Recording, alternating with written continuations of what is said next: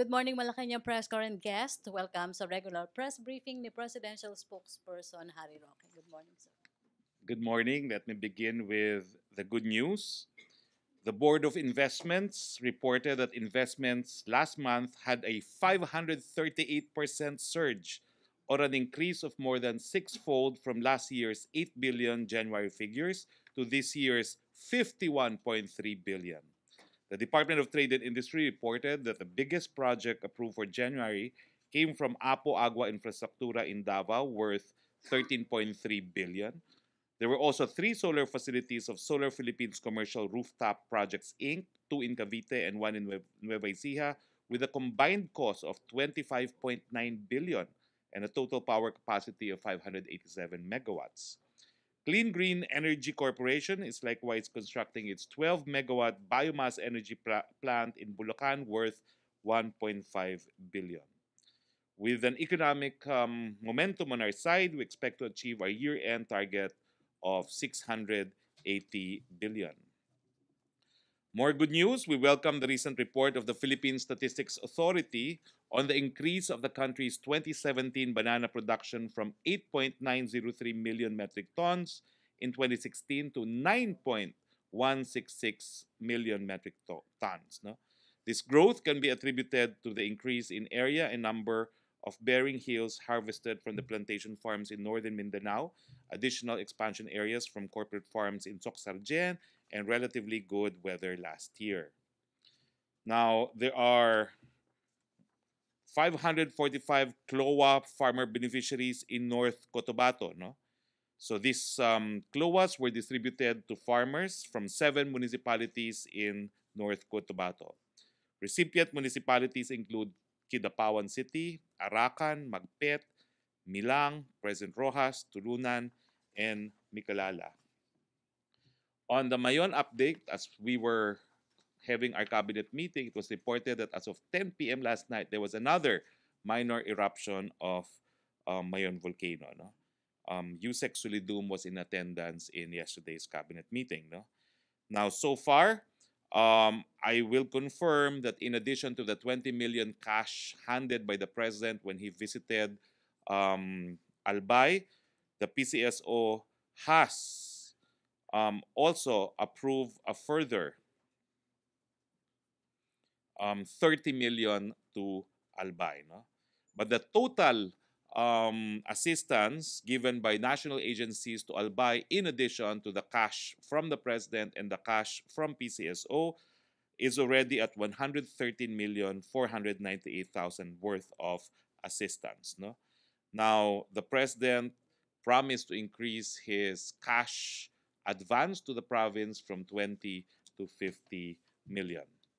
As promised, I have 3 items to report on the cabinet meeting. Number 1, I confirm that the president ordered that henceforth only Filipinos will be allowed to conduct scientific research, lay submarine cables, and explore and exploit for natural resources in the Philippine Rice. The president also enjoined all members of the cabinet to refer to the area as Philippine Rice and not as Benham Rice. Now, all licenses for scientific research are deemed canceled, although I was informed this morning by Yusek Joel of the DFA, which serves as the chair of the interagency technical working group responsible for the grant of licenses, scientific licenses to conduct research in the Philippine Rice, that all research had already been concluded in the area, which is probably why the president ordered that henceforth only Filipinos now can conduct scientific research and only Filipinos can explore and exploit natural resources in the Benham Rice. Also in the cabinet meeting, the entire cabinet reaffirmed the president's directive that we will continue to look for ways and means to effect an increase in the teacher's salary, but beginning 2020, not 2019. The rationale for this is the last tranche of the salary standardization law, the increase in the last tranche under the SSL will be implemented in 2019. Now, the effort is not just to look for ways and means to increase the salary of all public school teachers, it is also to increase the salaries of all workers in the public sector. So it's teachers and the public sectors. Also on the third telco, there was a request from Officer in Charge Secretary Rio that they be given 2 additional months or until May um, to award and to ensure that the third telecoms carrier is up and about. This was not approved in yesterday's cabinet meeting. So we stick it out with the original time frame of a third telecoms player by March of this year. The president was emphatic and issued a warning to the detractors of the entry of the third telecoms player not to test the will of government.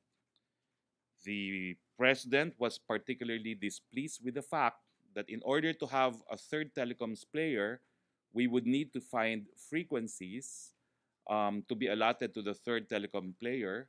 And he was displeased with the fact that frequency given to a shell company, Cure, which apparently was given for free, would have to be bought back by government in order that the third player could be given these frequencies.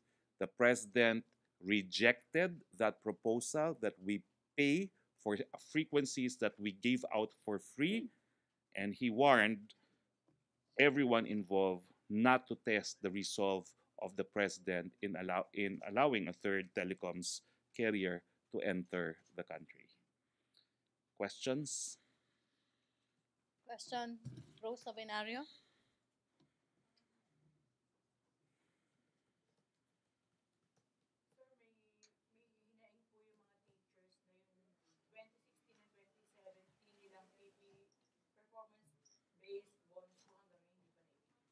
Well, ano po yan, na idulog ko na rin po sa DBM at sa DepEd at gumagawa naman po sila ng hakbang. Parang meron lang unliquidated pang halaga ang DepEd at inaayos lang po nila yung mga figura at nagre-reconcile sila ng accounts para po mailabas na yung performance bonus. Well, ang sabi ko nga po, kinakailangan mailabas na yan sa lalong mabilis na panahon. Wala pong time frame pero sabi ko urgent naman na ilabas na yan and they're saying that nagre-reconcile lang sila ng mga figures. Okay, follow up. Other issue, Pia Ronyado. Sir, just to clarify on Benham rice. So, sir, the president is Philippine rice. Philippine rice is only banning foreign research, but Yes. access to it is not. Wala namang order to. Well, ban of course, since- under UNCLOS, everyone is entitled to freedom of navigation because this is an exclusive economic zone.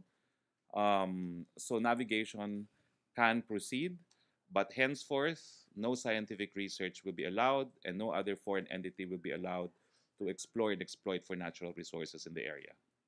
And sir, given that now he's only allowing Filipino-only research there, did he also give directives on funding to make sure that we actually get to conduct research in the Philippine rice? There was no indication on funding. He just said, because our sovereign rights in Benham, in Philippine rice, is unquestioned, we do not need to share it with anyone as of now. He came up anyway with an assessment that as of now, everything is preliminary. And he even joked, we have enough fish for the time being. We don't need foreigners to assist us in getting our fish in the Philippine rice. Sir, can you confirm that the ship Ke Shue Hao has left the Philippines? It had concluded its scientific research. There are no foreign entities conducting scientific research, and I was informed of this fact by the DFA at around 9:30 this morning. Okay, thank you, Pia. Follow up, Ian Cruz to be followed by Ina Andalong. Alin? Hindi ko po alam. I just had to verify if there will be affected the ongoing scientific research, but I was assured that although there were more than 30 licenses issued since we were awarded an extended continental shelf by the UN Commission on the extended continental shelf that all research had been concluded. Apo. Sir, sabi po ni Associate Justice Carpio, may kapangyarihan ng Pilipinas sa pagbawalan ng China na magsagawa ng exploration at research sa Philippine rice ang China dahil nga daw po tumanggi silang sumunod dun sa arbitral ruling. Well, we're just asserting that only Filipino companies and Philippine entities can conduct the research. No particular reason was given other than it's undisputably subject to our sovereign rights. Inandolong, follow up. Microphone, Pia, thank you. Hi, sir. Sir, earlier, si Secretary Alan Cayetano said that the President expressed approval for the conduct of China's research over Benham rice. So, with this pronouncement, does that mean na hindi po yun pala yung No, naging scenario before? the Chinese concluded the research. Mhm. And that's why the president now has said, with everyone having concluded the research, we will now limit it to Filipinos. The conduct of research should now be limited to Filipinos. Okay, so basically, sir, yung Chinese research was still allowed by the President? Yes, it was allowed. Sir, there are proposals for or calls na dapat po yung research na na-conclude na whatever was collected by Chinese officials be confiscated. What do you say to that? What I know is, according to the guidelines, they must be shared with Filipino scientists. And one of the entities that conducted the joint scientific research was the UP Institute of Maritime Studies. No? Mhm. Thank you, sir. Okay, follow up. Si Rose muna, then Philip and Pia. Microphone. Hello ulit, sir. Sir, Hi. sa ikalulubag lang ng damdamin ng Malacañang press corps, allowed po ba talaga si Secretary Manny Piñol na mag-break po ng mga napag-uusapan sa cabinet meeting, sa social media? Well, the express order of the president yesterday was for the office of the spokesperson to make the announcement today. So magmula po ngayon, kayo na po yung ang official na mag-a-announce lang, wala na pong iba. There's even an executive order to that effect. So i-remind po natin yung iba pang cabinet members tungkol dun sa executive order na yun. No, in the spirit of collegiality, I'd rather not. No, but I think every cabinet member knows the existence of that executive order. Thank you, sir. Okay, si Philip and then sino ba yung susunod? Pia and Pia. Philip muna. Philip, Nestor, paabot ng microphone. Salamat.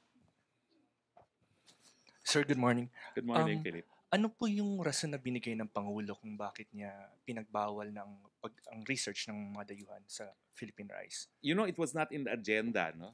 But he started the meeting by saying, perhaps because there is no dispute on our sovereign rights in Benham rice, and because all research had been concluded, we should now declare this as exclusively for Filipinos. It was really more of a statement.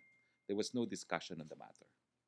May nabanggit po kasi Secretary Piñol na meron daw pong statement ng isang foreign diplomat about ownership of the Philippines sa PH rice. Well, you know, let's just say that there was something to that effect mentioned by the president, but and supposedly he read it in a briefing, but I get the same briefing and I have not found it. No, but I will check because there's one briefing that I'm not able to open in my cell phone. No, but no, I think it's just the fact that where there's a dispute, then let us explore joint exploration, joint scientific researches. But where there is no dispute, then for now, let's limit it to Filipinos. Now, it's not an absolute rule. He said that henceforth, all those who want to conduct research in Philippine rice must, in addition, get the permission of the National Security Advisor, Secretary Atty. Secretary, not Atty tuloy, Esperon. I'm stand corrected. Secretary Esperon. Hermes. Sir, yung results po nung study ng Chinese, do we still expect them to share it with us? Yes, that's in the guidelines.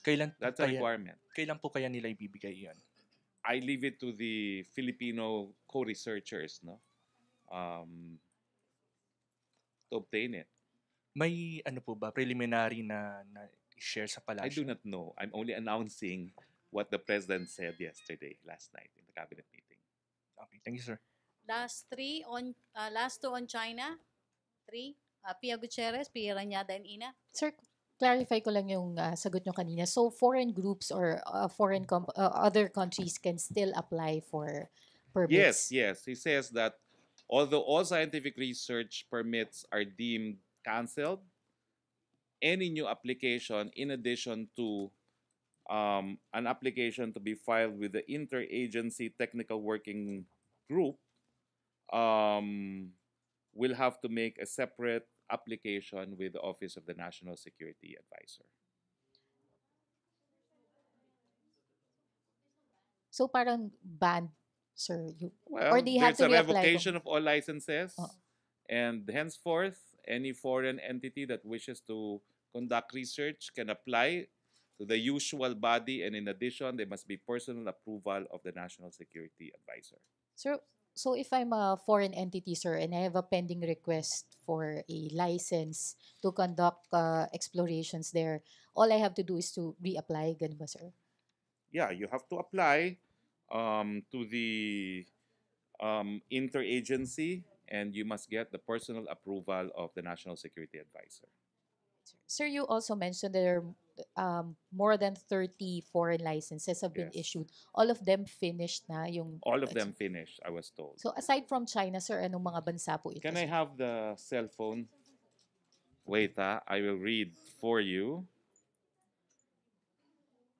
So that's 30, sir, 30. I will read for you the numbers. Okay. USA, this is from 2000 to the present. USA, 13 granted. China, I will read the application and the granted or denied. USA, 13 applications, granted 13. China, 18 applications, granted 2, denied 11. Japan, 9 applications, granted 9. Korea, 4 applications, granted 4. Germany, 2 applications, denied 2. But I was told that all these researches from 2000 to the present have concluded. Pia Ranyada. So, sir, how different is this policy? I mean, the only thing that seems different is that there's another step, which is to get the approval of the NSA. So it's not really a ban on foreign exploration and scientific research. Well, it's not really a ban. I guess it's just a directive that we want Filipinos to do it as much as possible. No, that we're reserving it for Filipinos. No. In Andalong.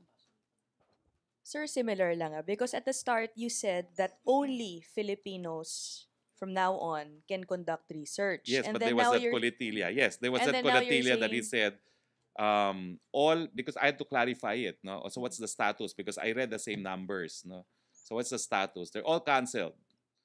If they want to apply, they must in addition get the personal approval of the National Security Advisor. Sir, is there any reason why the president saw the need for additional procedure or specifically getting the approval of the National Security Advisor? Obviously, it's national security issue. Okay. So again, sir, pwede pa rin ang foreign basta they apply and they secure all the Let's necessary put it permits. this way. He has caused the revocation of all licenses given to foreign entities to conduct scientific research in the Philippine rice. Henceforth, all foreign companies that wish to conduct such scientific research must apply to the interagency and must get approval from the National Security Advisor. But all existing licenses are deemed revoked. Thank you, sir. Last on Philippine rice, Vito Barcelon and Barcelo, sorry. And Ted, last 2. Microphone. Microphone. Ito, microphone. Sorry. I'm sorry. Thank you, Ted. Sir, good morning. Sabi po ninyo, Filipino lamang ang pwedeng mag-explore dun sa Benham Rice. What a Filipino makipag-partner sa foreign investors? They Papayagan need din to po ba? comply with the 60-40 rule because a Philippine corporation is 60% owned by Filipinos. Okay, thank you. Ted, last. Sir, could we just ask kung ano po yung mga licenses na na-revoke, sir? Nabanggit po ba ni Presidente? Inisa-isa ko na ngayon. Ay, sorry. Okay, thank you, Ted. Other issue. Philip, So, I'm before sorry. we move on, sir, I understand yung figure na yon hindi naman yata solely for Benham Rice yung figure na yon. Kasama yata yung Luzon Strait doon. I'm reading from a memorandum of the Secretary of Foreign Affairs. This is to the executive, to the president, no? And these are MSR applications in Philippine Benham rice. Okay, thank you, Philip Tobesa. Other issue na to. Sir, lipat lang po sa kabila. Sa West Philippine Sea naman. Sabi po ni Senior Associate Justice Carpio na kowtowing to China or appeasing China would only embolden Beijing to militarize the That's South his China Sea. judgment. The president does not kowtow to any other country. The president is accountable to the Filipino people. He is adopting a policy that he thinks is best to serve the Philippine interest. He may have a different perception of what is best to the Philippine interest. My challenge is get out of the judiciary, get into policymaking, or even run for president. Follow-up, sir. He's saying that the palace should at least file a protest. I do not know if another protest will be filed. I have confirmed that we have filed many protests already. So I do not know if daily protests are necessary depending on the actual state of completion of these facilities. You know what I'm saying? It's not as if we did not file any protests. We have. But whether or not we should do so on a daily basis, that's something that the DFA will determine. But I would think that once we have protested, what we deemed is an act that threatens international peace in the area, then that is a continuing protest. Would this issue kaya, sir, be raised in the bilateral committee meeting, yung bilateral mechanism between the Philippines and China? We have frank and open and regular discussions with Chinese officials. The problem is you're inquiring about the fact that construction has been completed. So there's been discussions from the time that they reclaim to the time that they have put in improvements to the time that they are finishing to the time that it has finished. That's why I said yesterday, this is not really news.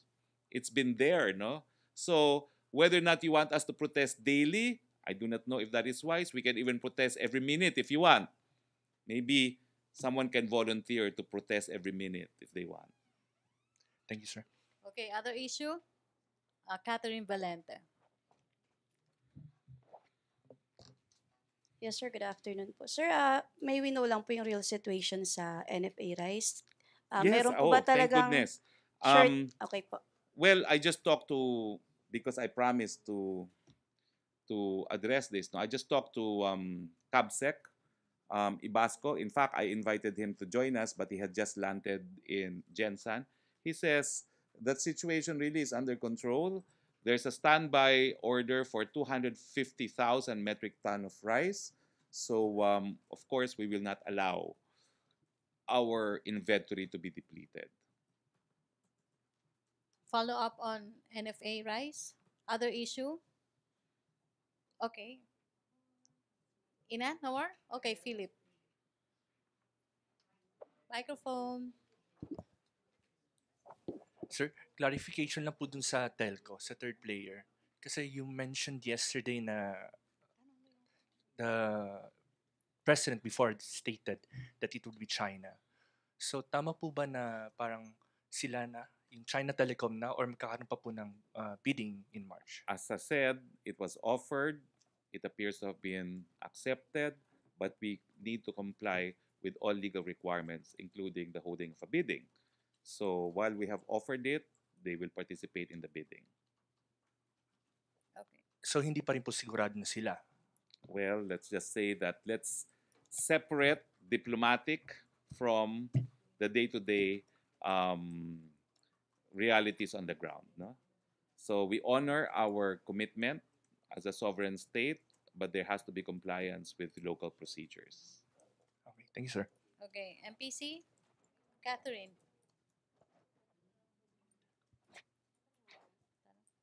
Sir, may nagpapatanong lang po regarding po dun sa third telco. Yung Globe and PLDT paid for their frequency to government. Does the President want them to return They this did for not free? pay for the frequencies. They bought it from an entity that got it for free from the country. Frequencies are owned by the state. They were given for free. And the president last night was emphatic. Since we gave these frequencies for free, he will not allow the holders to benefit from a free privilege by charging us anything to enable the third telecoms carrier to operate. Unfortunately, I left my notebook because I wrote down verbatim what the president said. It included a lot of curse words. Okay, thank you, Catherine. Rose Novenario. Ay, sir. Sir, pwede niyo banggitin kung sino yung tinukoy ni Presidente na nagbenta ng frequency na ibinigay sa kanya ng libre? Hindi pa nga nagbebenta. Sisingilin daw tayo. Sino yun? Naniningil. Sino yun, sir? Sige na, sir. It's enough. Kakasuhan yan, sir. Kakasuhan niya. The president just said, do not test my resolve. Sayang, wala yung notebook ko. Gusto niyo bang basahin ko yung mga mura-mura? Follow up, Ian Cruz. Okay, it's enough to say that the warning is, quote, do not fuck with government, unquote. Secretary, ilan po bang mga frequency ang naka-assign sa Globe and Smart? Na legal talagang dapat nasa kanila para magkaroon yung susunod na telecom? Ofan, hindi ko alam. But there was a mention yesterday of about 300, I forget what the measurement is. 300 mega, I don't know if it's megahertz, but 300 will be given to the third telecoms carrier, which would have been enough. And that this would be sourced from various sources, no? Including a frequency to a shell company that has since been bought by a very big telecoms company. Now, there was also talk about using Transco, and the president said, we will use Transco because that is ours. The facilities of Transco. Again, a warning, do not impede the operation of a third telecoms company. Okay, Chris Jose. Sir, may panawagan po sa Senator Gatchalian kay Pangulo na magtalaga na po ng dalawang bagong commissioners ng COMELEC dahil para daw po hindi maantala yung paghahanda for the elections. The president knows that. That will be forthcoming. Thank you, sir. Okay, MPC, Henry Uri. Happy birthday to you. Thank you. Secretary, how the palace are going to dispute the latest allegation of Senator Trillanes?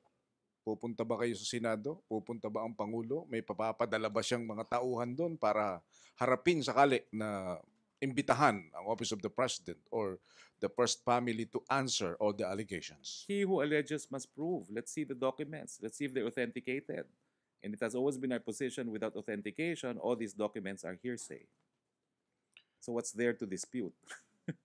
Sa inyong pag-uusap na kayong dalawa lang ang Pangulo, meron bang sinasabi sa inyo ang Pangulo, ano bang masamang tinapay sa kanya talaga ni Senator Trillanes? Bakit hindi siya tinatantanan? Wala naman po siya nababanggit. Pero talagang sabi niya, sanay naman ako dyan. Doon sa Davao, meron talagang wala rin ng tao, isang tao doon na hindi siya tinantanan. So okay lang. Okay, thank you, Henry. Alright. Happy birthday. Salamat po. Okay, Happy birthday. MPC, okay. Follow up, Ian. sir. Sir, ang nabanggit po yata ni Senator Cheese, hindi yata iimbitahan, pero kung gusto raw ng Pangulo na pumunta, welcome siya doon sa Senado. Kung may dahilan sana, kaso nga, wala namang authentication yung mga dokumento, ba't natin pag-aaksayan ng panahon? Hinahayaan namin magdesisyon ng Senado dahil sila ay co-equal branch of government, pero kung walang authentication, paano ka mag-iimbestiga? Meron ka namang secrecy of bank deposit laws. Okay, thank you, Malacañang Press Corps. Thank you, Presidential Spokesperson Harry Roque.